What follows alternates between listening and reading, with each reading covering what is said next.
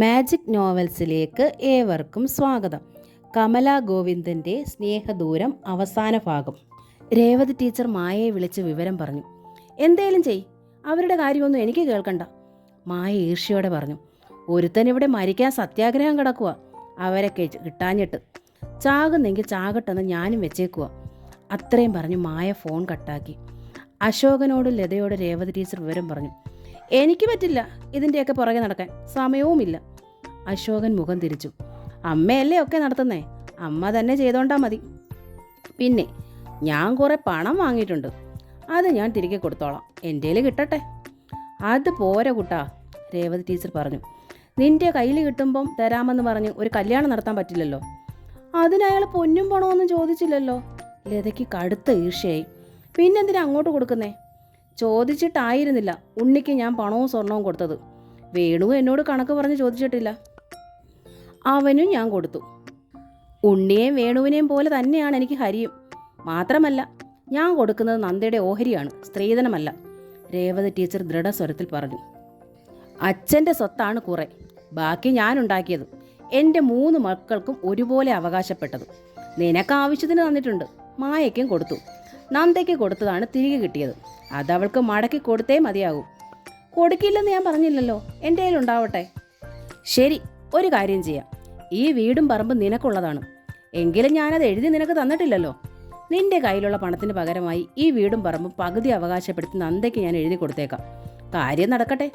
അയ്യോ, ലത ഓർക്കാപ്പുറത്ത് നിലവിളിച്ചു പോയി. എന്താ? അതൊന്നും വേണ്ട, അശോകൻ പറഞ്ഞു. അല്ലാതെ പിന്നെ? രേവതി ടീച്ചർ ശാന്തമായി തന്നെ ചോദിച്ചു. നിന്റെ കയ്യിലില്ലെങ്കിൽ പിന്നെ എങ്ങനാ? വെള്ളമില്ലാത്തപ്പോൾ മുങ്ങാൻ പറഞ്ഞാൽ പറ്റുമോ? പിന്നെ ഒന്നുമില്ലാണ്ട് വെറുതെ ഒരു പെണ്ണിനെ ഇറക്കി വിടാനും പറ്റില്ലല്ലോ. കുട്ടേട്ടനിങ്ങ് വന്നേ. ലത അശോകനെയും പിടിച്ച് വലിച്ചുകൊണ്ട് തങ്ങളുടെ മുറിയിലേക്ക് കയറി. അവിടെ പിറുപിറുപ്പും വാക്കുതർക്കങ്ങളും ഒക്കെ നടക്കുന്നുണ്ടെന്ന് രേവതി ടീച്ചർ അറിഞ്ഞു. ഒടുവിൽ അശോകൻ പുറത്തു വന്നു. ഞാനൊരു 2 ലക്ഷം രൂപ ഉണ്ടാക്കി തരാം തൽക്കാലം, ബാക്കി പിന്നെ തരാം, മതിയോ? അശോകൻ ചോദിച്ചു. ലത അശോകൻ്റെ പിന്നിൽ നിന്നു. ആ, തൽക്കാലം അത് മതി, ബാക്കി പിന്നെ ഉണ്ടാക്കി കൊടുത്തേക്കണം. ആ, ഇഷ്ടമില്ലാത്തതുപോലെ അശോകൻ മൂളി. രേവതി ടീച്ചർ കരുതി, ഇത്ര മതി, മുഴുവൻ കൊടുത്തില്ലെങ്കിലും പകുതിയെങ്കിലും കിട്ടുമല്ലോ, അത് മതി തൽക്കാലം. ഹരി തൻ്റെ സഹോദരി ജയശ്രീയും ഭർത്താവ് ശ്രീകുമാറിനെയും കാണാൻ പോയി. അഖിലും അക്കുവും ഒപ്പം ഉണ്ടായിരുന്നു. നീ ചേട്ടനോട് പറഞ്ഞോ? എല്ലാം കേട്ട് കഴിഞ്ഞപ്പോൾ ജയശ്രീ ചോദിച്ചു. വിളിച്ചിരുന്നു. ചേട്ടൻ എന്തു പറഞ്ഞു? എൻ്റെ ഇഷ്ടം പോലെയെന്നു. അതിലപ്പുറം ചേട്ടൻ എന്താ അഭിപ്രായം പറയാൻ? മൂപ്പർക്കെന്നും മൂപ്പരുടെ ലോകമല്ലേ, വരവ് തന്നെ വല്ലപ്പോഴും. നല്ലവളാണെന്നൊക്കെ നീ അന്വേഷിച്ചോ ഹരി? ശ്രീകുമാർ ചോദിച്ചു. ഈ കുട്ടികളോട് രണ്ടാനമ്മ പോരൊന്നും എടുക്കില്ലല്ലോ. നല്ല അമ്മയാണെങ്കിൽ, അഖിൽ ശ്രീകുമാറിനോട് പറഞ്ഞു. നല്ല സുന്ദരി അമ്മയാ, അക്കു പറഞ്ഞു. എനിക്ക് ഒത്തിരി ഇഷ്ടമാ. ഇവർക്കല്ലേ ഇഷ്ടവും സ്നേഹവും വരേണ്ടത്. ഏച്ച് കെട്ടിയാൽ മുഴച്ചിരിക്കുമെന്നല്ലേ ചൊല്ല്. ഏച്ച് കെട്ടാതെയും മുഴച്ചിരിക്കാതെയും ഇവർ തന്നെ ഇഷ്ടപ്പെട്ട് മുമ്പോട്ട് വന്നതുകൊണ്ട് ഞാനും ഇങ്ങനെ ഒരു തീരുമാനത്തിലെത്തിയത്, ഹരി പറഞ്ഞു. ആദ്യമൊക്കെ തേനോ പാലോ എന്നൊക്കെ പറയും, കുറച്ചുനാൾ കഴിയുമ്പോഴല്ലേ തനിനിറം കാണുന്നത്. വരുന്നവൾക്കൊരു കൊച്ചുകൂടുണ്ടായാൽ തീർന്നു, ജയശ്രീ പറഞ്ഞു. ഇതിപ്പോൾ അവർക്ക് കുട്ടികൾ ഉണ്ടാകത്തില്ലെന്നല്ലേ പറഞ്ഞത്? ശ്രീകുമാർ ചോദിച്ചു. പിന്നെന്തിനാ അക്കാര്യത്തിൽ പേടി? അത് ശരിയാ, എന്നാലും ഞാൻ പറഞ്ഞെന്നേ ഉള്ളൂ. സത്യമായിട്ട് സമയമില്ലാഞ്ഞിട്ടാണ്, അല്ലെങ്കിൽ ഞാൻ ഈ കുഞ്ഞുങ്ങളെ നോക്കിയേനെ. ഒരുത്തിക്കും പോരെടുക്കാൻ വിട്ടുകൊടുക്കത്തില്ലായിരുന്നു. ജയശ്രീ അഖിലിനെ അക്കുവിനെയും തഴുകി. പ്രൈവറ്റ് ഗ്യാസ് ഏജൻസിയാണ് ശ്രീകുമാറിന്. ജയശ്രീയും ഭർത്താവിനെ സഹായിക്കുന്നു. 2 മക്കളാണുള്ളത്, ആൺകുട്ടികൾ, 6ലും 7ലും പഠിക്കുന്നു. ദിവസം അറിയിച്ചാൽ മതിയടാ, ഞങ്ങൾ വന്നോളാം, ജയശ്രീ പറഞ്ഞു. ചേച്ചിക്ക് നന്ദയെ കാണണ്ടേ? ഹരി ചോദിച്ചു. എല്ലാം തീരുമാനിച്ചതല്ലേ, ഇനിയൊരു കാഴ്ച എന്തിന്? ജയശ്രീ ചോദിച്ചു. എനിക്ക് അവളെ ഇഷ്ടപ്പെട്ടില്ല എന്ന് പറഞ്ഞാൽ നീ പിന്മാറുമോ? ഇനി എങ്ങനെ പിന്മാറും? ഹരി സ്വയം ചോദിച്ചു. ചേച്ചി ഇങ്ങനെയാണ്, നേരെ വാ നേരെ പോ, മനസ്സിലൊന്നും വെച്ചേക്കില്ല, തുറന്നടിക്കും. ഒരു താലികെട്ട് വേണ്ട എന്ന് തീരുമാനിച്ചത് നന്ദ തന്നെയാണ്. എങ്ങനെ ഇനിയും ഒരു താലിക്കായി തലകുനിക്കും? കഴുത്തിലൊന്ന് കിടക്കേ, അല്ലെങ്കിൽ മനസ്സിനുള്ളിൽ ഒരാൾ നിറഞ്ഞു നിൽക്കേ. ഇനി എങ്ങനെ മറ്റൊരാളുടെ കൂടെ വേറൊരു വീട്ടിലേക്ക് പോകും? പെട്ടെന്നൊരാവേശത്തിന് സമ്മതിച്ചെങ്കിലും ദിവസം കഴിയും തോറും നന്ദയ്ക്ക് തളർച്ചയായി. മനസ്സ് വിലക്കുകയാണ്, പക്ഷെ മുമ്പോട്ട് നീങ്ങിയേ മതിയാകൂ. അതിശക്തമായി മുൻപിൽ നിന്ന് ആഞ്ഞു വലിക്കുന്നു ആ കുഞ്ഞുങ്ങളുടെ യാചിക്കുന്ന മിഴിയും തേങ്ങുന്ന അമ്മേ വിളികളും. അശോകൻ 2 ലക്ഷം രൂപ രേവതി ടീച്ചറെ ഏൽപ്പിച്ചു. രേവതി ടീച്ചർ ബാങ്കിലെ ലോക്കറിനുള്ളിൽ നിന്നും നന്ദയുടെ ആഭരണങ്ങൾ എടുത്തു. രണ്ടും നന്ദയെ ഏൽപ്പിച്ചു. എന്തിനാണമ്മേ എനിക്കിത്? നന്ദ ചോദിച്ചു. അമ്മ ഉദ്ദേശിച്ചതുപോലുള്ളൊരു വിവാഹമോ ജീവിതമോ ആയിരിക്കില്ല എൻ്റേത്, നന്ദ പറഞ്ഞു. അത് നിങ്ങളുടെ ഇഷ്ടം. സ്വന്തം ജീവിതം എങ്ങനെ ജീവിച്ചു തീർക്കണം എന്നത് നിങ്ങൾ രണ്ടാളും കൂടി തീരുമാനിച്ചാൽ മതി. ഞാൻ എൻ്റെ ജോലി തീർക്കുകയാണ്. എന്നും ഞാൻ ഉണ്ടായി എന്ന് വരില്ല. അമ്മ ഭാരം തീർക്കുകയാണല്ലേ? അതെ നന്ദേ, സത്യത്തിൽ നീ എനിക്കിപ്പോൾ ഒരു ഭാരം തന്നെയാണ്, രേവതി ടീച്ചർ പറഞ്ഞു. ഭാരം ചുമക്കുന്നവർക്കുള്ള കൂലിയാണ് ഈ പണം അല്ലേ? അല്ല, ഇത് നിന്റെ ഓഹരിയാണ്. ഞാനും നിന്റെ അച്ഛനും കൂടി നിനക്കായി ഉണ്ടാക്കിയത്. ഇത് നീ കൊണ്ടുപോയേ തീരൂ. ബാക്കി പണം കുട്ടൻ തന്നാൽ അതും മേടിച്ചോണം. നന്ദ മറുപടി പറഞ്ഞില്ല. അവൾ തീരുമാനിക്കുകയായിരുന്നു. ശരിയാണ്, ഇനി താനീ വീട്ടിലുള്ളവർക്കും പ്രത്യേകിച്ച് അമ്മയ്ക്ക് ഭാരമായിക്കൂടാ. പോയേ തീരൂ, എങ്ങോട്ടെങ്കിലും. എങ്കിൽ പിന്നെ തനിക്കായി കൈ നീട്ടുന്നവർ കരികിലേക്ക് പോകുന്നതല്ലേ നല്ലത്. ഉണ്ണികൃഷ്ണൻ മുറിയിലുണ്ടായിരുന്നു. രാവിലെ അയാൾ ഓഫീസിലേക്ക് പോകാൻ ഒരുങ്ങുകയാണ്. ആ മുറിയുടെ വാതിക്കലെത്തിയിട്ട് അകത്തേക്ക് വരാൻ മടിച്ചു മുകുന്ദൻ നിന്നു. പിന്നിൽ നിന്ന് ഈശ്വരി തോണ്ടുകയും ആംഗ്യം കാണിക്കുകയൊക്കെ ചെയ്തു. എന്നിട്ടും മുകുന്ദൻ മടിച്ചു, പിന്നോക്കം തന്നെ നിന്നു. ഒടുവിൽ ഈശ്വരി അകത്തേക്ക് ശക്തമായി തള്ളി വിടുക തന്നെ ചെയ്തു. മുകുന്ദൻ മുറിക്കുള്ളിലായി. ഉണ്ണികൃഷ്ണൻ അച്ഛനെ നോക്കി. അല്ല, ഞാൻ ഇന്നാൾ നിന്നോടൊരു കാര്യം പറഞ്ഞിട്ട് പിന്നെ നീയൊന്നും പറഞ്ഞില്ല. മുകുന്ദൻ മുഖവരിയിട്ടു. എന്തു കാര്യം? ഉണ്ണികൃഷ്ണൻ ചോദിച്ചു. നന്ദയെ കൊണ്ടുവരണമെന്ന് ശ്യാമ പറഞ്ഞ കാര്യം. അതവൾ വിവരക്കേട് പറഞ്ഞതാണെന്ന് ഞാൻ അന്നേ പറഞ്ഞതല്ലേ. ഉണ്ണികൃഷ്ണൻ മുഖം തിരിച്ചു. നീ എന്നോട് പക പോക്കുകയാണല്ലേ? മുകുന്ദൻ ചോദിച്ചു. അയാളുടെ മുഖത്ത് വിഷാദവും മിഴികളിൽ കുറ്റബോധവും ഉണ്ണികൃഷ്ണൻ കണ്ടു. എന്തിനാണ് അച്ഛാ ഞാൻ അച്ഛനോട് പക പോക്കുന്നത്? അച്ഛൻ തെറ്റെന്തെങ്കിലും ചെയ്തതായി ഞാൻ പറഞ്ഞിട്ടില്ലല്ലോ. ഞാൻ കാരണമല്ലേ നന്ദ പോയത്. അതിൽ ഞാൻ അച്ഛനെ കുറ്റക്കാരനായി കണ്ടിട്ടില്ലല്ലോ അച്ഛാ. കാരണം അച്ഛൻ്റെ ആഗ്രഹം ഒരു കുഞ്ഞിനെ വേണമെന്നുള്ളത് എൻ്റെ ആഗ്രഹമല്ലേ? ഉണ്ണികൃഷ്ണൻ ചോദിച്ചു. എങ്കിൽ പിന്നെ എന്തുകൊണ്ട് ഞാൻ കൊണ്ടുവന്ന ആലോചനകൾ നീ കാര്യമായിട്ടെടുത്തില്ല? കാര്യമായിട്ടെടുത്തില്ല എന്ന് ഞാൻ പറഞ്ഞില്ലല്ലോ. എന്ന് വെച്ചാൽ മറ്റൊരു വിവാഹമല്ലേ അച്ഛൻ ആവശ്യം? പറ്റില്ലെന്ന് ഞാൻ പറഞ്ഞിട്ടില്ലല്ലോ. മറ്റൊരു വിവാഹത്തിന് സമ്മതിക്കാമെന്ന് എന്ന്? അതെങ്ങനെയാണ് അച്ഛാ ഞാൻ പറയുന്നത്? ഇപ്പോഴും എൻ്റെ മനസ്സ് ചുട്ടുപഴുത്ത് തന്നെയാണ് ഇരിക്കുന്നത്. ഒന്ന് ആറി തണുക്കട്ടെ. എത്ര നാൾ വേണ്ടി വരും ആറി തണുക്കാൻ? അതെനിക്കെങ്ങനെ പറയാനാവും അച്ഛാ? ഉണ്ണികൃഷ്ണൻ പറഞ്ഞു. എൻ്റെ മനസ്സ് മറ്റൊരുവളെ സ്വീകരിക്കാനൊന്ന് പാകപ്പെട്ട് കിട്ടണ്ടേ അച്ഛാ? നന്ദയെപ്പോലെ ഒരുവളെ ആയാലേ നിൻ്റെ മനസ്സ് ആറി തണുത്ത് പാകപ്പെടുവല്ലേ? മുകുന്ദൻ ചോദിച്ചു. ഉണ്ണികൃഷ്ണൻ മറുപടി പറഞ്ഞില്ല. എങ്കിൽ പിന്നെ നന്ദ തന്നെ ആയാലോ? മുകുന്ദൻ ചോദിച്ചു. ഉണ്ണികൃഷ്ണൻ്റെ കണ്ണുകൾ ഒന്നും മിഴിഞ്ഞു. നീ ചെന്ന് അവളെ ഇങ്ങ് കൂട്ടിക്കൊണ്ടു പോരെ, മുകുന്ദൻ പറഞ്ഞു. ഉണ്ണികൃഷ്ണൻ അവിശ്വസനയോടെ അച്ഛനെ നോക്കി. മോനെ ഉണ്ണി. മുകുന്ദൻ ഉണ്ണികൃഷ്ണൻ്റെ കൈകൾ പിടിച്ചെടുത്തു. അച്ഛൻ പറഞ്ഞ സത്യമാണടാ. എൻ്റെ മോൻ ചെന്ന് അവളെ ഇങ്ങ് കൂട്ടിക്കൊണ്ടു പോര്, ചെല്ലടാ. അച്ഛൻ പറഞ്ഞത് സത്യമാടാ മോനെ, ഈശ്വരിയും പറഞ്ഞു. എന്നിട്ട് ഉണ്ണികൃഷ്ണൻ അതേ നിൽപ്പ് നിന്നു, ഷോക്കേറ്റതുപോലെ. നിന്നെ ഇതിലധികം വറച്ചട്ടിയിലിട്ട് പൊരിക്കാൻ എനിക്ക് വയ്യടാ. ഇനിയും ഞാനിത് തുടർന്നാൽ നീ എന്നെ വെറുക്കാനും ശപിക്കാനും തുടങ്ങുമെന്ന് അച്ഛനറിയാം. മുകുന്ദൻ തുടർന്നു. നീ എന്നെ വെറുക്കാൻ തുടങ്ങിയാൽ പിന്നെ നീ എൻ്റെ മകനാണെന്ന് ഞാൻ അഭിമാനിക്കുന്നതിൽ എന്തർത്ഥം? അത് പോണ്ട, ഞാൻ പറഞ്ഞത്. നീ ചെന്ന് അവളെ വിളിച്ചോണ്ട് പോര്. ഇപ്പോഴെങ്കിൽ ഇപ്പം തന്നെ. എപ്പോൾ വിളിച്ചാലും അവൾ പ്രസവിക്കാത്തവൾ തന്നെയല്ലേ? ഉണ്ണികൃഷ്ണൻ നെറ്റി ചുളിച്ചു. മുകുന്ദന് മകൻ്റെ ചോദ്യം മനസ്സിലായി. ഒരു കുഞ്ഞിനെ വേണമെന്ന് ഞാൻ ഇനി വാശി പിടിക്കുന്നില്ല. എൻ്റെ വാശി കൊണ്ട് പ്രയോജനമൊന്നുമില്ലെന്ന് എനിക്കറിയാം. നീ പറഞ്ഞതുപോലെ ഒന്നിനെ ദത്തെടുത്താൽ മതി. ഉണ്ണികൃഷ്ണൻ ചിരിച്ചു പരിഹാസമായിട്ട്. എത്രയായാലും ഒന്നിനെ ദത്തെടുക്കാൻ സ്വന്തമായിട്ട് കരുതാൻ പറ്റത്തില്ലെന്ന് എനിക്കറിയാം. എന്നാലും ഒരു കുഞ്ഞല്ലേ, കുറേ നാൾ കഴിയുമ്പോഴേക്കും അതിനെ സ്നേഹിക്കാൻ പറ്റുമായിരിക്കും. ഞാനൊന്ന് ശ്രമിച്ചു നോക്കാം. അല്ലാണ്ടിപ്പോൾ എന്തു പറയാനാണ്? ഉണ്ണികൃഷ്ണൻ ശബ്ദിച്ചില്ല. ജീവിതം നിങ്ങളുടേതാണ്. നിന്റെ ജീവിതം നശിക്കുന്നത് കാണാൻ ഇനി ഞങ്ങൾക്ക് പറ്റില്ല, നിന്റെ അമ്മയ്ക്കും, അയാൾ പറഞ്ഞു.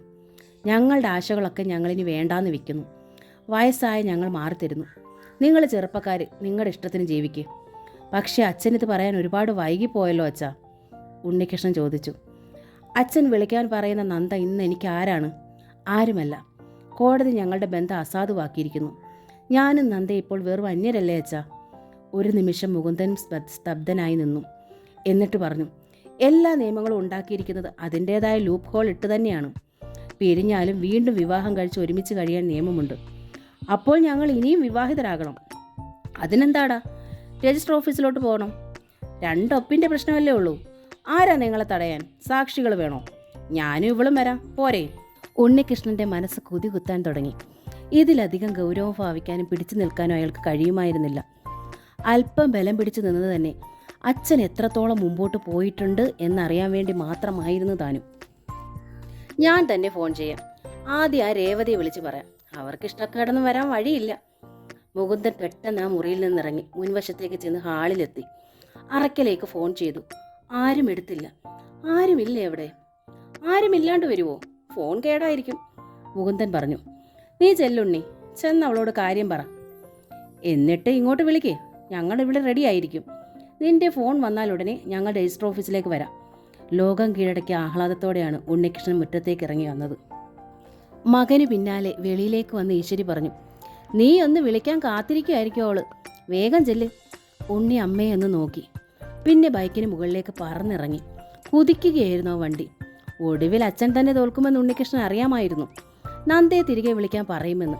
ആ ഒരു വാക്കിനായിട്ടായിരുന്നു ഉണ്ണികൃഷ്ണൻ്റെ കാത്തിരിപ്പ്. പക്ഷെ ഇത്ര വേഗം അതുണ്ടാകുമെന്ന് ഉണ്ണികൃഷ്ണൻ തീരെ പ്രതീക്ഷിച്ചതേയില്ല. ഉണ്ണികൃഷ്ണൻ അറക്കിലെത്തി. ആരുമില്ല. വീട് പൂട്ടിക്കിടക്കുന്നു. എവിടെ പോയി എല്ലാവരും? നന്ദ സ്കൂളിൽ പോയോ? എന്നാലും മറ്റുള്ളവരെവിടെ? ഉണ്ണികൃഷ്ണൻ നേരെ മുൻപിലുള്ള വീട്ടിലേക്ക് കയറി ചെന്നു. ഉണ്ണികൃഷ്ണനെ കണ്ടപ്പോൾ ലീലാമണിക്ക് മനസ്സിലായി. വീട് പൂട്ടിക്കിടക്കുന്നല്ലോ, അവിടെയുള്ളവരൊക്കെ എവിടെ? ആ നന്ദയ്ക്കൊരു ആക്സിഡൻ്റ് ഉണ്ടായി, ലീലാമണി പറഞ്ഞു. ആക്സിഡൻറ്റോ? ഉണ്ണികൃഷ്ണൻ ഒന്ന് നടുങ്ങി.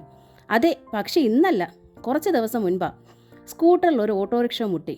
എന്നിട്ട്? സാരമില്ല, തലയിൽ കെട്ടുണ്ടായിരുന്നു, കാലിന് പരിക്കുണ്ട്, പ്ലാസ്റ്ററും ചുറ്റിയിരിക്കുമായിരുന്നു. കുറച്ച് ദിവസമായിട്ട് ഇവിടെ ഉണ്ട്. അപ്പോൾ സ്കൂളിന് മുമ്പിൽ താൻ കാത്തിരുന്നിട്ട് കാണാത്തത് വെറുതെ അല്ല. നന്ദ ആക്സിഡൻ്റായിട്ട് വീട്ടിൽ കിടപ്പായിരുന്നു. രാവിലെ ആ ടീച്ചറും നന്ദയും കാറിൽ കയറി പോണത് കണ്ടു. ആശുപത്രിയിൽ പോയതായിരിക്കും. ഏന്തുണ്ട് നടക്കുമ്പം. കുറേ സമയമായിട്ട് പോയിട്ട്. ഇപ്പം വരാറായിട്ടുണ്ട്. ലീലാമണി ഉണ്ണികൃഷ്ണനെ നോക്കി. ഉണ്ണികൃഷ്ണൻ എന്തിനാണിപ്പോൾ വന്നത്? നിങ്ങൾ തമ്മിൽ പിരിഞ്ഞതല്ലേ? ആ അല്ല, ചോദിച്ചെന്നേ ഉള്ളൂ. ആ. ഉണ്ണികൃഷ്ണൻ തിരിച്ചിറങ്ങി വീണ്ടും അറക്കലെ മുറ്റത്തെത്തി. ഉണ്ണികൃഷ്ണൻ കണ്ടു, മുറ്റത്തിനപ്പുറത്ത് വീടിൻ്റെ ഒരു സൈഡിലായിട്ട് അലൂമിനിയം ഷീറ്റും GI പൈപ്പും കൊണ്ടുണ്ടാക്കിയ ഷെഡിൽ നന്ദയുടെ കാനറ്റി ഹോണ്ട ഇരിക്കുന്നു. ഉണ്ണികൃഷ്ണൻ അങ്ങോട്ട് ചെന്നു. തന്നോടൊപ്പം ഉള്ളപ്പോൾ ഒരുപാട് നിർബന്ധിച്ചിട്ടുണ്ട് വണ്ടി വാങ്ങാം എന്നവൾ പറയുമായിരുന്നു. വാങ്ങിയില്ല.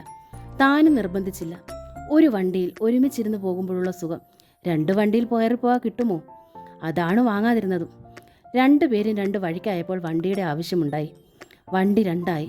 ഉണ്ണികൃഷ്ണൻ സ്റ്റെപ്പിനിയിലും സീറ്റിലും ബ്രേക്കിലും ഒക്കെ ഒന്ന് വെറുതെ കൈ ഓടിച്ചു. മടങ്ങിപ്പോകുമ്പോൾ എങ്ങനെയാണ് തങ്ങൾ പോവുക? 2 വണ്ടിയിലായിട്ടോ? അത് വേണ്ട, ഇതിവിടെ തന്നെ ഇരിക്കട്ടെ, പിന്നെ വന്നെടുത്താൽ മതിയല്ലോ. തൽക്കാലം തൻ്റെ വണ്ടിയിൽ തന്നെ പോവുക.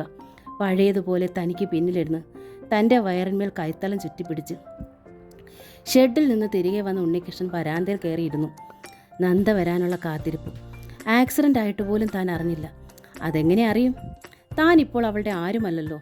തന്നെ കാണുമ്പോൾ എന്തായിരിക്കും നന്ദയുടെ ഭാവം? അതും ഇത്രയ്ക്ക് അപ്രതീക്ഷിതമായിട്ട്. സ്തബ്ധയായി നിൽക്കും. അതേ സങ്കടപ്പെടുമോ? ആദ്യം സ്തബ്ധയായി തന്നെ നിൽക്കും.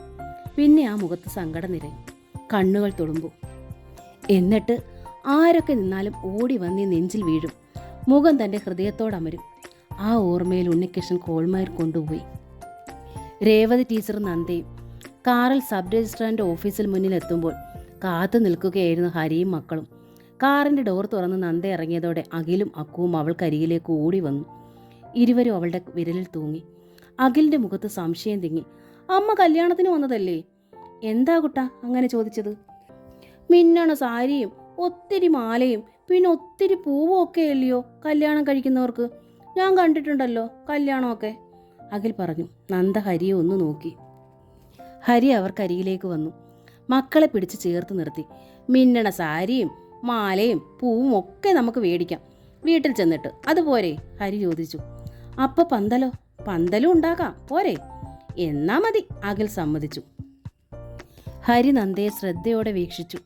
തെളിച്ചമില്ല ആ മുഖത്ത്. എന്നാൽ കാർമേഘം നിറഞ്ഞിട്ടുമില്ല. വേഷമോ?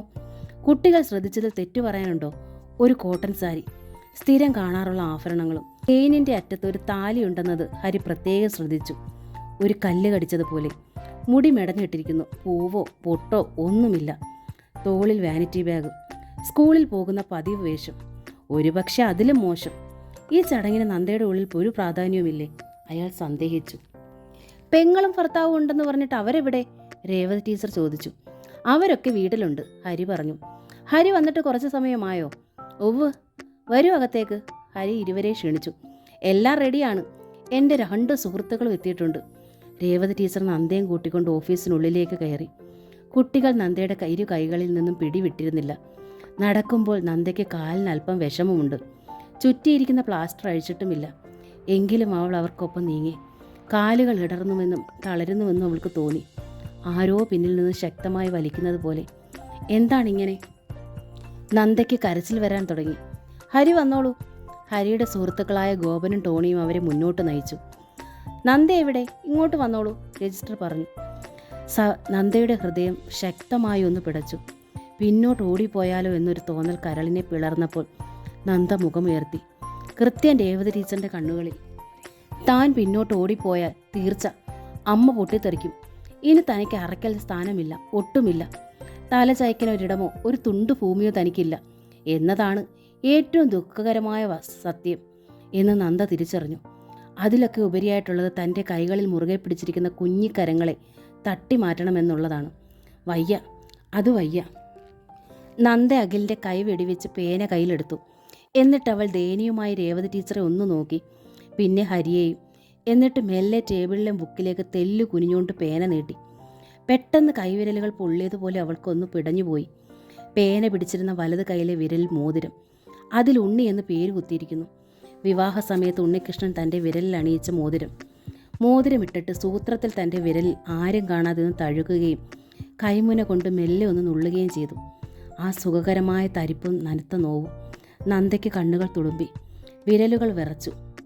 കഴുത്തിൽ കിടന്നിരുന്ന താലി ചുട്ടുപൊള്ളുന്നു. മനസ്സും പൊള്ളുന്നു. നന്ദേ! രേവതി ടീച്ചർ നന്ദയുടെ തോളിൽ ഒന്ന് തട്ടി. നന്ദ ഞെട്ടിത്തിരിഞ്ഞു നോക്കി. അവളുടെ മിഴികളിലൂടെ മുത്തുകൾ പോലെ കണ്ണീരടർന്നു വീണു. രേവതി ടീച്ചറിൻ്റെ നെഞ്ച് പൊള്ളിപ്പോയി. നന്ദയുടെ മിഴികൾ ഹരിയിലും ഒരു നിമിഷം തങ്ങി. അയാളുടെ മുഖത്തും മിഴികളിലും ഒരുതരം അന്താളിപ്പ് പടരുന്ന ദൃശ്യം നന്ദയെ പിടിച്ചുലച്ചു കളഞ്ഞു. മെല്ലെ നന്ദയുടെ വിരലുകൾ ചലിച്ചു. ആകൃതി ഒത്തില്ലെങ്കിലും ഒടുവിൽ അതിനൊരു ഒപ്പിൻ്റെ രൂപം വന്നപ്പോൾ നന്ദ പിന്മാറി. നന്ദ അടിമുടി വിറയ്ക്കുന്നുണ്ടായിരുന്നു. തളർന്നു വീഴുമോ എന്ന് ഭയന്നതുപോലെ നന്ദ പിന്നിലെ ഭിത്തിയിൽ ചാരി നിന്നു. തളർന്നു നിന്ന അവൾ വല്ലാതെ കിതച്ചു. വിതുമ്പി പൊട്ടിയ അതരങ്ങൾക്ക് മീതെ അവൾ കൈപൊത്തി. എന്നിട്ടും മിഴികൾ കവിഞ്ഞു തുളുമ്പിപ്പോയി. ഹരി നന്ദയെ ഒന്നുകൂടി നോക്കി. ശങ്കിച്ചതുപോലെ ഒരു നിമിഷം കൂടി നിന്നു. പിന്നെ അയാൾ ഒപ്പിട്ടു. സാക്ഷികളായി ടോണിയും രേവതി ടീച്ചറും ഗോപനും ഒപ്പിട്ടു. ഗോപനും ടോണിയും കരുതിയിരുന്ന പൂമാലകൾ ഹരിക്കും നന്ദയ്ക്കും നൽകി, പരസ്പരം കഴുത്തിലിടുന്നതിനു വേണ്ടി. നന്ദയുടെ മിഴികളിലെ ചുവപ്പിലേക്കും നനവിലേക്കും ഹരി നോക്കി. എന്നിട്ട് പൂമാല അവളുടെ കഴുത്തിലിട്ടു.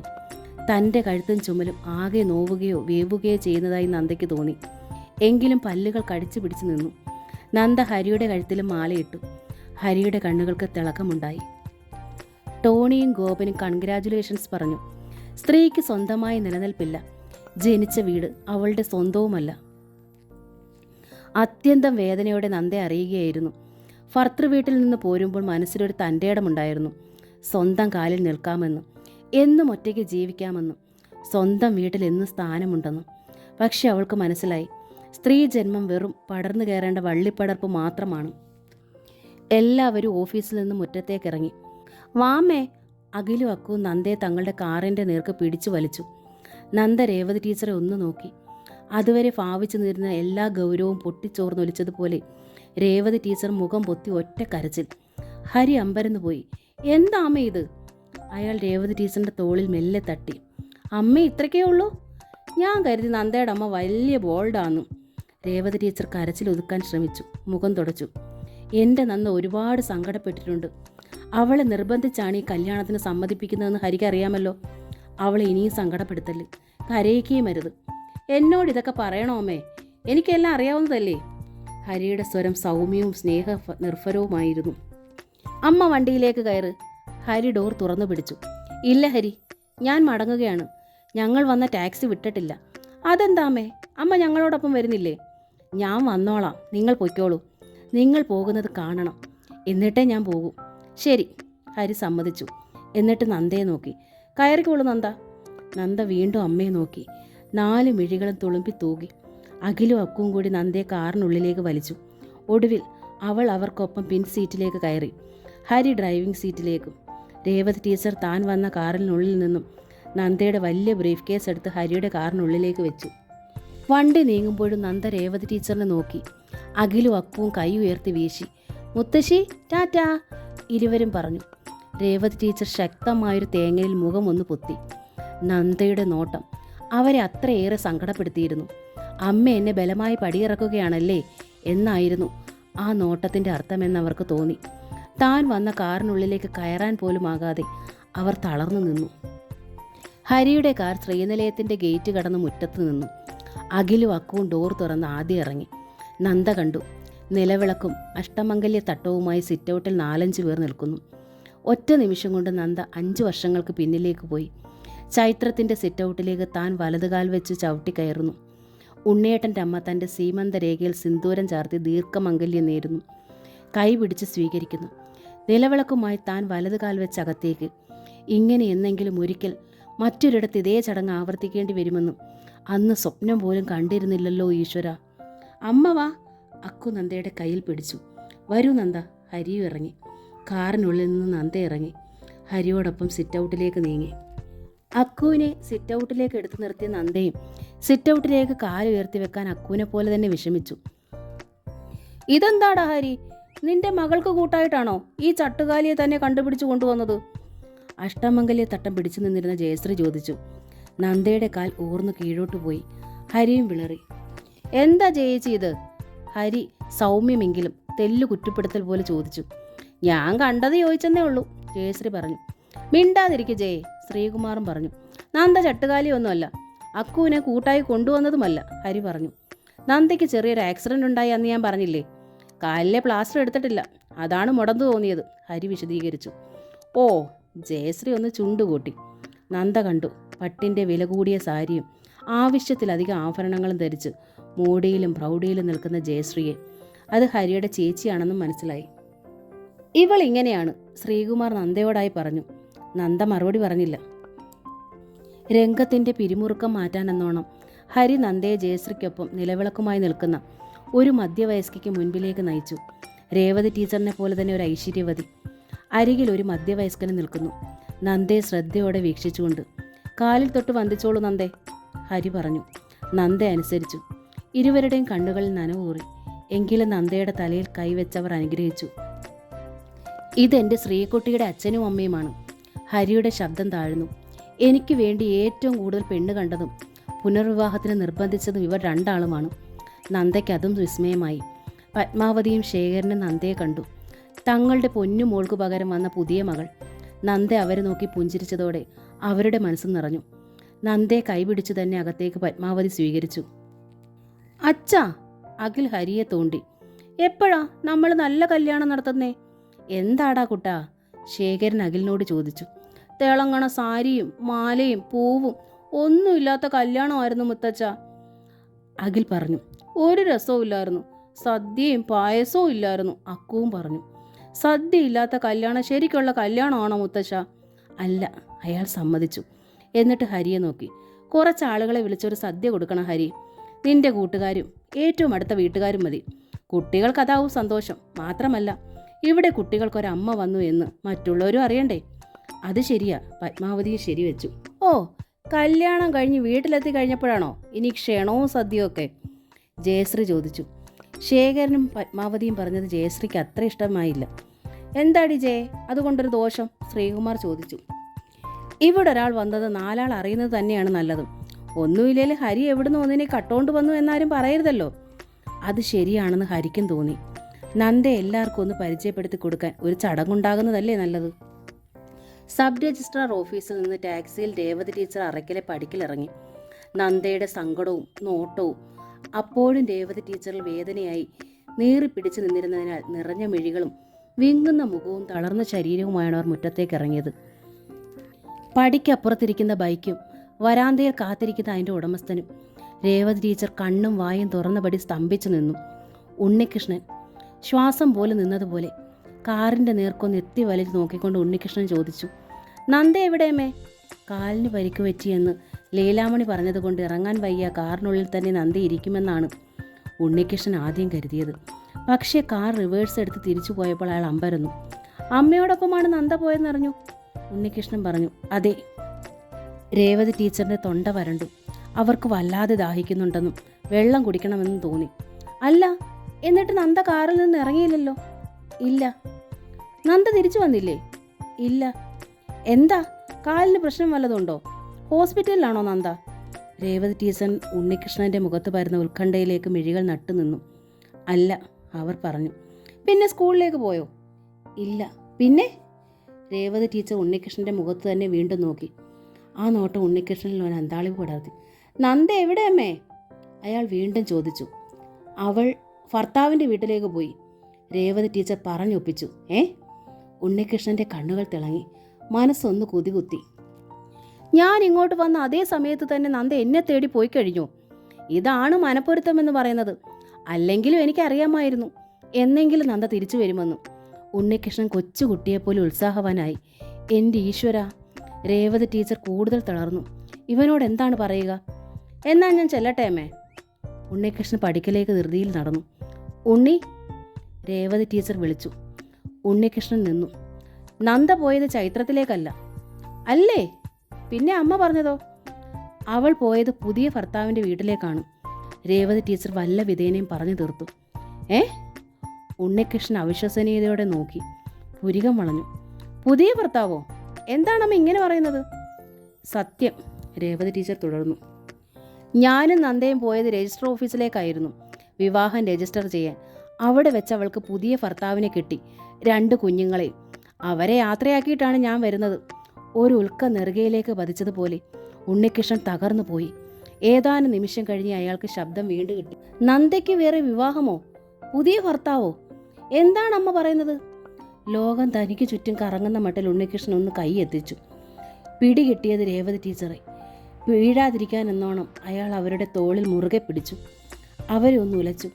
അപ്പോൾ ഈ ഞാൻ ആരാണമ്മേ? എന്താ ഉണ്ണി ഈ വിഡ്ഢി ചോദ്യത്തിനർത്ഥം? രേവതി ടീച്ചർ ചോദിച്ചു. നീ ഇപ്പോൾ അവളുടെ ഭർത്താവാണോ? പിന്നെ ഞാൻ ആരാണ്? നിങ്ങൾ തമ്മിലുള്ള ബന്ധം പിരിഞ്ഞില്ലേ? ഉണ്ണികൃഷ്ണൻ രേവതി ടീച്ചറിൽ നിന്ന് പിടിവിട്ടു. ഒരു കടലാസിൽ എഴുതി ആരെങ്കിലും വായിച്ചാൽ തീരുന്നതാണോ അമ്മേ ഞങ്ങൾ തമ്മിലുള്ള ബന്ധം? ഉണ്ണികൃഷ്ണന്റെ ഹൃദയം പൊട്ടുന്ന വേദന ആ ശബ്ദത്തിലുണ്ടായിരുന്നു. എങ്കിൽ പിന്നെ എന്തിന് കടലാസ് എഴുതിച്ചു? തടയാമായിരുന്നില്ലേ? പിച്ചിക്കീറി കളയാമായിരുന്നില്ലേ? ആ കടലാസ് പിച്ചിക്കീറി കളയേണ്ടിയിരുന്നത് എൻ്റെ അച്ഛൻ്റെ മനസ്സിൽ നിന്നായിരുന്നു. അതിനാണ് ഞാൻ ഇത്രയും നാൾ കാത്തിരുന്നത്. അത് പിച്ചിക്കീറി അച്ഛൻ തന്നെ കാറ്റിൽ പറത്തിയപ്പോൾ ഓടി വരികയായിരുന്നു ഞാൻ. ഉണ്ണികൃഷ്ണൻ കിതച്ചു. നന്ദയ്ക്ക് വേണ്ടി കാത്തിരിക്കുകയായിരുന്നു ഞാൻ. അമ്മയ്ക്കറിയോ, അവൾ സ്കൂളിൻ്റെ ഗേറ്റിനപ്പുറത്ത് മറഞ്ഞു നിന്ന് കണ്ട് സമാധാനിച്ചുറങ്ങിയവനാണ് ഞാൻ. എന്തിനെന്നോ? എന്നെങ്കിലും ഒരുമിച്ച് ചേരാൻ വേണ്ടി തന്നെ. രേവതി ടീച്ചർ സ്തംഭിച്ചു നിന്നു. എന്തിനു നീ ഒളിച്ചു നിന്നവളെ കണ്ടുണ്ണി? ഒരിക്കലെങ്കിലും നേരിട്ട് കാണാമായിരുന്നില്ലേ? ഒരിക്കലെങ്കിലും ഒന്ന് വിളിക്കാമായിരുന്നില്ലേ? ഞാൻ നേരിൽ കണ്ടില്ല, വിളിച്ചില്ല. അതുകൊണ്ട് അവൾക്ക് എന്നെ മനസ്സിലായിട്ടില്ലെന്നാണോ? അവൾ ഒരിക്കൽ പോലും എന്നെ വിളിച്ചിട്ടില്ല. അവളൊരു പെണ്ണല്ലേ? എന്നിട്ടും വാശിക്കിരുന്നു, അതും എന്നോട് അല്ലേ? നന്ദ വിളിച്ചില്ലുണ്ണി, പക്ഷെ അത് വാശിക്കായിരുന്നില്ല. വിളിച്ചാൽ അവൾ എന്തിനു വേണ്ടി പോന്നോ അത് നടക്കില്ലെന്ന് അവൾക്ക് തോന്നിയിട്ടുണ്ടാവും. പക്ഷെ ഉണ്ണിക്ക് വിളിക്കാമായിരുന്നില്ലേ? ഞാൻ കർശനമായി തടഞ്ഞിട്ടും അവൾ ഫാമിലി കോർട്ടിൽ എനിക്കെതിരെ ആരോപണങ്ങൾ നിരത്തി കേസ് ഫയൽ ചെയ്തു. അത് വലിച്ചു കീറി കളഞ്ഞ് ഉണ്ണിക്ക് അവളുടെ കവിള താഞ്ഞടിക്കാമായിരുന്നില്ലേ? ഉണ്ണികൃഷ്ണൻ സ്തബ്ധനായി നിന്നു. കോടതിയിൽ നിന്ന് സമൻസ് വന്നപ്പോൾ പിരിയാൻ സൗകര്യമില്ലെന്ന് നിഷേധ രൂപത്തിലെങ്കിലും ഒന്ന് അറിയിക്കാമായിരുന്നില്ലേ? ഉണ്ണികൃഷ്ണൻ അനങ്ങിയില്ല. മൗനം സമ്മതമാണെന്ന പല കാര്യങ്ങളിലും വിധി എഴുതാം. എന്നിട്ടും ഉണ്ടായിരുന്നു 6 മാസത്തെ കാലാവധി കൂടി. ഉണ്ണിയുടെ ഒരു വിളിക്കായി 24 മണിക്കൂർ ഉണ്ണാതെ ഉറങ്ങാതെ നന്ദ കാത്തിരുന്നിട്ടുണ്ട്. പകൽ ഫോണിൻ്റെ ചുവട്ടിൽ, രാത്രിയിൽ ഉറങ്ങാതെ മുറിക്കുള്ളിൽ വട്ടം ചുറ്റും. കള്ളം, പച്ചക്കള്ളം. ഉണ്ണികൃഷ്ണൻ പെട്ടെന്ന് രോഷത്തോടെ കയർത്തു. 1 വർഷം പോലും കാത്തിരിക്കാൻ ക്ഷമയില്ലാത്തവൾ കരഞ്ഞെന്ന്, കാതോർത്തെന്ന്. പച്ചക്കള്ളം. ക്ഷമയില്ലാതിരുന്നത് അവൾക്കല്ലുണ്ണി, രേവതി ടീച്ചർ പറഞ്ഞു. എനിക്കാണ്. അവളെ ഇവിടെ നിന്ന് ബലമായി പിടിച്ചിറക്കി വിട്ടത് ഞാനാണ്. ഉണ്ണികൃഷ്ണൻ അത് മനസ്സിലായില്ല. ബന്ധം പിരിഞ്ഞാലും നിനക്ക് നിന്റെ വീട്ടിൽ സ്ഥാനമുണ്ട്. നീ ആണാണ്. ജനിച്ച വീടെന്നും ആണിന് സ്വന്തമാണ്. പക്ഷെ പെണ്ണിന് അങ്ങനെയല്ല. ബന്ധം പിരിഞ്ഞു വന്ന പെണ്ണ് സ്വന്തം വീട്ടിൽ അധികപ്പറ്റാണ്. എനിക്ക് പോലും അവൾ ശല്യവും ഭാരവുമായി തോന്നി. ഈ വീട്ടിൽ കിടന്നവൾ ഇത്രയും നാൾ നരകിച്ചു. ഒടുവിൽ ഞാനാണ് അവളെ ഈ ബന്ധത്തിൽ കുരുക്കിയത്, അതും ശക്തമായി ഭീഷണിപ്പെടുത്തി തന്നെ. ഭീഷണിയോ? അതെ, ഞാൻ മണ്ണെണ്ണ ഒഴിച്ച് തീ വെച്ച് ചാകുമെന്ന്. അപ്പോൾ നന്ദയ്ക്ക് ഈ വിവാഹത്തിന് ഒട്ടും ഇഷ്ടമല്ലായിരുന്നു എന്നാണോ? ആ, വിവാഹം ഇപ്പോൾ നടന്നതല്ലേ ഉള്ളൂ. ഒരൊപ്പിട്ടു എന്നതിനപ്പുറം ഒന്നുമില്ലല്ലോ. ഉണ്ണികൃഷ്ണന്റെ ശബ്ദം അടഞ്ഞു. രേവതി ടീച്ചർ ഉണ്ണികൃഷ്ണനെ നോക്കി. എന്താണ് അവൻ പറഞ്ഞു വരുന്നതെന്നറിയാതെ. ഞാൻ ചെന്ന് വിളിച്ചാൽ നന്ദ എന്നോടൊപ്പം പോരില്ലേ അമ്മേ? രേവതി ടീച്ചർ ശബ്ദം നഷ്ടപ്പെട്ടതുപോലെ ഉണ്ണികൃഷ്ണനെ നോക്കിയപടി നിന്നു. അച്ഛനെ പറ്റിക്കാൻ മദ്യപിച്ച് ഓരോ പെണ്ണ് കാണലിനും പോയി ആലോചന മുടക്കി ഞാൻ കാത്തു കഴിഞ്ഞത് നന്ദയ്ക്ക് വേണ്ടിയാണ്, ഒരുമിച്ച് ജീവിക്കാൻ വേണ്ടി തന്നെയാണ്. അച്ഛൻ അതിനെ സമ്മതിച്ച നിമിഷം തന്നെ പാഞ്ഞെത്തിയതാണ് ഞാൻ. നന്ദയെ സ്വീകരിക്കാൻ കാത്തിരിക്കുകയാണ് അച്ഛനും അമ്മയും. എനിക്ക് നന്ദയെ വേണം. ഞാൻ ചെന്ന് വിളിക്കും, ഞാൻ കൊണ്ടുപോകും, വാശിയോടെ ദൃഢസ്വരത്തിൽ പറഞ്ഞിട്ട് ഉണ്ണികൃഷ്ണൻ മുന്നോട്ട് നീങ്ങി. ഇല്ല, ഇനി നീ ചെന്ന് വിളിച്ചാൽ നന്ദ വരില്ലുണ്ണി, രേവതി ടീച്ചർ പറഞ്ഞു. ഉണ്ണികൃഷ്ണൻ നിന്നു. അവൾക്ക് വരാനാവില്ല. അയാൾ വീണ്ടും നോക്കി. നന്ദ വിവാഹം കഴിച്ചത് ആ 2 കുഞ്ഞുങ്ങൾക്ക് വേണ്ടിയാണ്. സ്വന്തം ജീവൻ കൊടുത്ത് അവൾ അവരെ സ്നേഹിക്കുന്നു. അവർ അവളെയും. അവൾക്കിനി അവരെ വിട്ടുപോരാനാവില്ല. ഉണ്ണികൃഷ്ണൻ അടിമുടി തളർന്നുപോയി. 2 കുഞ്ഞുങ്ങൾ, അവർക്ക് വേണ്ടി ഒരു പുനർവിവാഹം, ഒരു പുതിയ വീട്ടിൽ നന്ദ തൻ്റെ നെഞ്ചോടൊട്ടി കിടക്കേണ്ടവൾ. പുതിയ ഒരുത്തനോടൊത്ത് ഇന്നു മുതൽ അയാളുടെ കൈത്തലത്തിൽ ഇന്നു മുതൽ അവൾ കിടന്നുറങ്ങും. അയാളുടെ കാതിൽ അവൾ കിന്നാരം പറഞ്ഞു തുടങ്ങും. ഉണ്ണികൃഷ്ണൻ്റെ ഞരമ്പുകൾ വലിഞ്ഞു മുറുകി. ബൈക്കിൻ്റെ മുകളിലേക്ക് അയാൾ വലിഞ്ഞു കയറി. കൊടുങ്കാറ്റിൻ്റെ വേഗതയിലാണ് ആ വണ്ടി സ്റ്റാർട്ട് ചെയ്ത് മുമ്പോട്ട് നീങ്ങിയത്. രേവതി ടീച്ചർ നെഞ്ചിൽ കൈവച്ചു. വീടിനുള്ളിലേക്ക് കയറിയ രേവതി ടീച്ചർ ശക്തമായ തളർച്ചയോടെ വാതുക്കൽ ചാരി നിന്നു. ഒരു ദിവസം മുൻപ് ഉണ്ണി എത്തിയിരുന്നെങ്കിൽ, അല്ല 1 മണിക്കൂർ കൂടി മുൻപേ എത്തിയിരുന്നെങ്കിൽ. ഉണ്ണിയെ മറക്കാനാവാതെ വെന്തെരിയുന്ന വേദനയോടെയാണ് നന്ദ ഇറങ്ങിപ്പോയത്. അവിടെ ചെന്നിട്ട് ഒപ്പുവെക്കുമ്പോഴും ഒക്കെ അവളുടെ നോട്ടത്തിൻ്റെ അർത്ഥം അതായിരുന്നില്ലേ? അവൾക്ക് പ്രതീക്ഷയുണ്ടായിരുന്നോ ഉണ്ണി വരുമെന്ന്? പക്ഷേ അങ്ങനെ അവൾ ഒരിക്കലും തന്നോട് പറഞ്ഞിട്ടില്ല. മറക്കാൻ പറ്റില്ല എന്നല്ലാതെ ഉണ്ണിയെ കാത്തിരിക്കുകയാണ് താനെന്ന് അവൾ ഒരിക്കലും പറഞ്ഞിട്ടില്ല. ഒരൊപ്പിട്ട് വേർപിരിഞ്ഞതുപോലെ അത്ര തന്നെ ബാധ്യതയിലാണ് പുതിയ ഒരു ഒപ്പിട്ട് ഒറ്റൊരാളോടൊപ്പം പോയതും. ഇനി തിരിച്ചു വിളിച്ചാൽ ലാഘവത്തോടെ തിരിച്ചിറങ്ങി വരാനാവും നന്ദയ്ക്ക്. 2 ഒപ്പുകൾക്കുമിടയിൽ നിയമത്തിൻ്റെ വേലിക്കെട്ടുകൾ അത്രയേറെ ശക്തമല്ലേ? പക്ഷേ ഉണ്ണി തന്നെ വിളിക്കാൻ വന്നു എന്ന് നന്ദ അറിഞ്ഞാൽ? രേവതി ടീച്ചർ തീ വിഴുങ്ങിയതുപോലെ ഇരുന്നു. വേണ്ട, അവൾ അറിയണ്ട. അറിഞ്ഞാൽ അവൾ എങ്ങനെയൊക്കെയാണ് പൊട്ടിത്തെറിക്കുക എന്ന് ചിന്തിക്കാൻ പോലും വയ്യ. ടീച്ചർ ഉള്ളിലേക്ക് കയറി. അശോകനും ലതയും ടുട്ടുവിനെയും കൊണ്ട് രാവിലെ പോയതാണ് ലതയുടെ വീട്ടിലേക്ക്. നന്ദയോടൊപ്പം പോകാൻ പറ്റില്ലെന്ന് പറഞ്ഞു തന്നെയായിരുന്നു ആ ഒഴിവാകൽ. തിരിച്ചു വന്നിട്ടില്ല ഇതുവരെ. രേവതി ടീച്ചർ അടുക്കളയിൽ കയറി 1 ഗ്ലാസ് ചായ ഫ്ലാസ്കിൽ നിന്ന് ഒഴിച്ചു. നിന്ന നിൽപ്പിൽ തന്നെ കുടിച്ചുകൊണ്ടവർ നെഞ്ചു തിരുമ്മി. നന്ദയോടും ഉണ്ണികൃഷ്ണനോടും താൻ തെറ്റ് ചെയ്തോ? നിലവിളക്ക് തുടച്ച് ഈശ്വരി തട്ട് നിറയെ എണ്ണയൊഴിച്ചു. 7 തിരികൾ വിട്ടു. ഒരു കിണ്ണത്തിൽ തേങ്ങാമുറിയും പട്ടും പൊന്നും വാൽക്കണ്ണാടിയും കുങ്കുമച്ചെപ്പും ഒക്കെ ഉൾപ്പെടെ അഷ്ടമംഗല്യവും ഒരുക്കി വെച്ചു. ഈശ്വരിയും മുകുന്ദനും കുളിച്ച് നല്ല വസ്ത്രങ്ങൾ ധരിച്ച് നിൽക്കുകയാണ്. ഉണ്ണികൃഷ്ണൻ വിളിച്ചാൽ ഉടൻ പുറപ്പെടണം, സബ് രജിസ്ട്രാർ ഓഫീസിലേക്ക്. അവിടെ നിന്ന് നന്ദയും കൂട്ടി വരണം. 7 തിരിയിട്ട വിളക്കും അഷ്ടമംഗല്യ തട്ടും കൊണ്ട് അവളെ ഒരിക്കൽ സ്വീകരിച്ചതാണ്, ഒരിക്കൽ കൂടി സ്വീകരിക്കണം. എല്ലാ കരുതലോടെയും ഇരുവരും റെഡിയായിരുന്നു. അപ്പോഴാണ് ഉണ്ണികൃഷ്ണൻ്റെ ബൈക്ക് ഗേറ്റ് കടന്ന് പാഞ്ഞെത്തിയത്.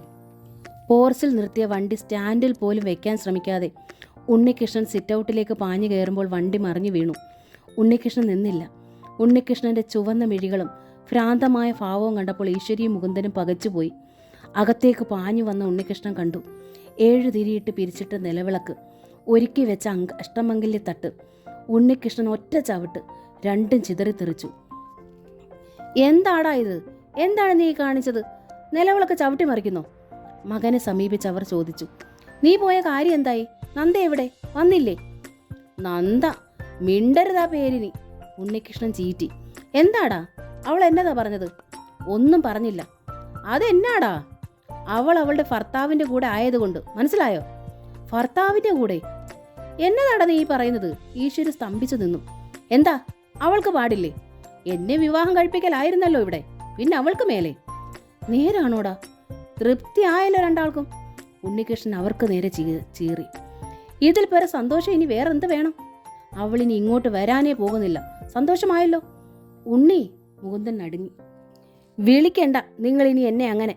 ഉണ്ണികൃഷ്ണൻ അച്ഛന് നേരെ വിരൽ ചൂണ്ടി. മോനെ. ഈശ്വരി മകൻ്റെ ഭാവമാറ്റം കണ്ടു പകച്ചു. പറയ്, ഇനി എന്ത് വേണം? ഇനി ഞാൻ എന്ത് വേണം? അതുകൂടൊന്ന് പറഞ്ഞു തന്നേക്ക്. ഉണ്ണികൃഷ്ണൻ അവർക്ക് മുൻപിൽ നിന്നു. വേറെ വിവാഹം ചെയ്യണം അല്ലേ? താലോലിക്കാൻ കുഞ്ഞുങ്ങൾ വേണം അല്ലേ? സമ്മതം, എല്ലാം സമ്മതം. പറഞ്ഞോ, ഏത് പെണ്ണിനെ കാണണം? ആരെ കെട്ടണം? പറഞ്ഞോ, പോയി കണ്ടേക്കാം, കെട്ടിയേക്കാം. ഉണ്ണികൃഷ്ണൻ്റെ കണ്ണുകൾ ചുവന്നു, ശബ്ദം ചിലമ്പിച്ചു, ചുവടുകൾ വേച്ചു. ഇനി എനിക്ക് എൻ്റെ ജീവിതമില്ല, പകരം നിങ്ങളുടെ ജീവിതം, നിങ്ങളുടെ സന്തോഷം. നിങ്ങൾ രണ്ടാളും മരിക്കുന്നത് വരെ ഞാൻ സന്തോഷിപ്പിക്കും. പവിത്രം കെട്ടി പിണ്ടമുരുട്ടി നിങ്ങൾക്ക് കർമ്മം ചെയ്യാൻ ഈ ഞാനുണ്ടല്ലോ. നല്ല സമാധാനത്തോടെ മരിക്കാൻ നിങ്ങൾക്ക്. ഞാനോ? ഞാൻ എന്ത് വേണോ ഇനി? അതുകൂടൊന്ന് പറഞ്ഞു തന്നേക്ക്. പറഞ്ഞു ഉണ്ണികൃഷ്ണൻ ഇടറിപ്പൊട്ടി. അയാൾ അകത്തേക്ക് കയറി തൻ്റെ റൂമിലേക്ക്. കണ്ണിൽ കണ്ടതും കയ്യിൽ കിട്ടിയതും കാലിൽ തടഞ്ഞതും എല്ലാം തട്ടി എറിഞ്ഞുകൊണ്ടായിരുന്നു ആ പോക്ക്. ഉണ്ണികൃഷ്ണൻ മെല്ലെ ബെഡിനരികിലേക്ക് ചെന്നു. ആ ബെഡിൻ്റെ ഒരറ്റം പൊക്കി. അതിനിടയിൽ നിന്ന് ആ സാരി വലിച്ചെടുത്തു. നന്ദയുടെ വിയർപ്പ് മണമുള്ള സാരി. നിധി പോലെ ഇത്രയും നാൾ നെഞ്ചിൽ ചേർത്ത് സൂക്ഷിച്ചു. ഇനി എന്തിന്? ഉണ്ണികൃഷ്ണൻ ആ സാരി വലിച്ചു കീറി നുള്ളി നുള്ളി നാരുകളാക്കി. അലറിക്കൊണ്ട് അയാൾ ആ നാരുകൾ മുറിക്കുള്ളിലേക്ക് വീശി എറിഞ്ഞു. അയാളുടെ അലർച്ച ഇടിനാദം പോലെ പുറത്തു നിന്നിരുന്ന ഈശ്വരിയുടെ മുകുന്ദൻ്റെ നെഞ്ചിൽ പതിച്ചു. ഒരു പേരക്കുഞ്ഞിനെ കിട്ടാനും താലോലിക്കാനുമുള്ള തങ്ങളുടെ ആശ, സ്വാർത്ഥത, അത് തങ്ങളുടെ മകനെ തകർത്തിരിക്കുന്നു. ഉണ്ണികൃഷ്ണൻ ശരിക്കും തകർന്നത് ഇന്ന് തൻ്റെ നന്ദ ഇന്ന് മറ്റൊരുവൻ്റെ നെഞ്ചിലോടൊട്ടിക്കിടന്നു. ഉണ്ണികൃഷ്ണൻ മുഴുവിലെ ഉഷ്ണിച്ചു. അയാൾ ഫാനിൻ്റെ സ്വിച്ചിലേക്ക് വിരലമർത്തി പിടിച്ചു. ഫാൻ ഫുൾ സ്പീഡിൽ കറങ്ങി. അയാൾ കീറിയെറിഞ്ഞ സാരിയുടെ നാരുകളും ഇഴകളും കാറ്റിൽ ഉയർന്ന് വട്ടം ചുറ്റി പറന്നു. ഗതികിട്ടാ പ്രേതം പോലെ മുറിക്കുള്ളിൽ ചുറ്റി. ഒടുവിൽ ഇനി എന്ത് എന്നറിയാതെ തളർന്ന് തറയിലേക്ക് വീണ ഉണ്ണികൃഷ്ണനെ ആ നാരുകളും ഇഴകളും ചുറ്റിപ്പിടിച്ചു. നന്ദ വിരൽത്തുമ്പ് നീട്ടി സാന്ത്വനിപ്പിക്കുന്നത് പോലെ നന്ദയുടെ വിയർപ്പ് മണം ഉണ്ണികൃഷ്ണന്റെ ധമനികളിലേക്ക് തീ തൈലം പോലെ പ്രവഹിക്കുകയായിരുന്നു. കമലാ ഗോവിന്ദൻ്റെ സ്നേഹദൂരം എന്ന ഈ നോവൽ ഇവിടെ പൂർണ്ണമാവുകയാണ്. ഈ നോവൽ നിങ്ങൾക്ക് ഇഷ്ടമായെങ്കിൽ സബ്സ്ക്രൈബ് ചെയ്യാതാണ് നിങ്ങൾ ഈ ചാനൽ കാണുന്നതെങ്കിൽ പ്ലീസ് ഒന്ന് സബ്സ്ക്രൈബ് ചെയ്യണേ. Thank you.